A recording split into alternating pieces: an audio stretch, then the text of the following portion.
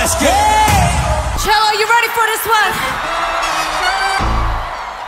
Hello guys, কেমন আছেন সবাই? আশা করি সবাই খুব ভালো আছেন। আজকের এই ভিডিওটির টপিক হলো শীর্ষে থাকা জনপ্রিয় দুটি K-pop band BTS versus Blackpink.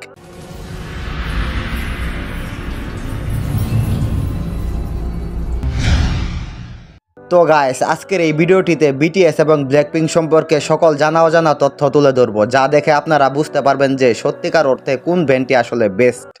এই সময় কম, শুরু করো। তো গাইস, শুরুতেই থাকছে স্টেজ পারফরম্যান্স।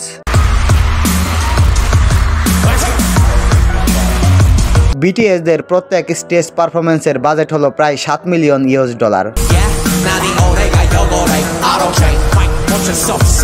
এদিকে ব্ল্যাকপিঙ্ক মেম্বাররা তাদের প্রত্যেকটা স্টেজ পারফরম্যান্সের জন্য বাজেট ধরে থাকে প্রায় $6 মিলিয়ন, যা BTS এর থেকে $1 মিলিয়ন কম।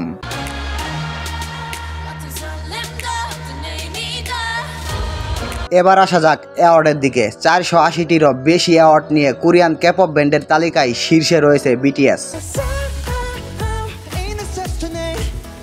এদিকে সর্বমোট 150টি অ্যাওয়ার্ড নিয়ে BTS এর থেকে অনেকটাই পিছিয়ে রয়েছে ব্ল্যাকপিঙ্ক।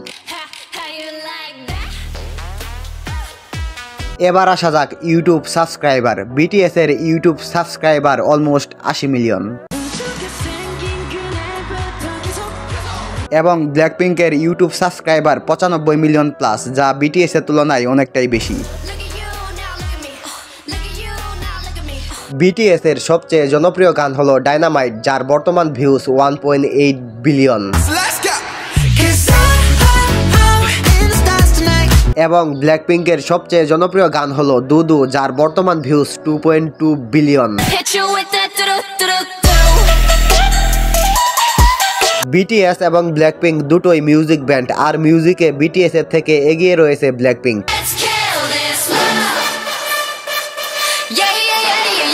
এখনো পর্যন্ত BTS এর কোনো গানই 2 বিলিয়ন ভিউজ ক্রস করেনি, তবে ব্ল্যাকপিঙ্কের একের অধিক গান 2 বিলিয়ন ভিউজ ক্রস করেছে। তাই বলাই যায় যে মিউজিকের ক্ষেত্রে BTS এর থেকে ব্ল্যাকপিঙ্ক এগিয়ে। BTS রা বিশ্বব্যাপী 300টি কনসার্টে অংশগ্রহণ করেছে এবং ব্ল্যাকপিঙ্ক প্রায় 170টি ওয়ার্ল্ড ওয়াইড কনসার্টে অংশগ্রহণ করেছে, যা BTS এর তুলনায় অনেকটাই কম। তো গাইস, আপনাদের মতে কোন ব্যান্ডটি বেস্ট কমেন্টে জানান।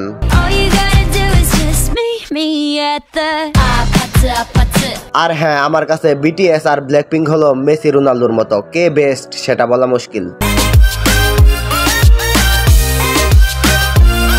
তো ভিউয়ার্স, ভিডিওটি ভালো লাগলে একটা লাইক এবং সাবস্ক্রাইব করে পাশেই থাকুন। আজকের জন্য এই পর্যন্তই। এরপরে দেখা হবে নতুন কোনো ভিডিও নিয়ে। সেই পর্যন্ত ভালো থাকুন এবং ভালো রাখুন আপনার কাছের মানুষগুলোকে। অবশেষে বাই গাইস।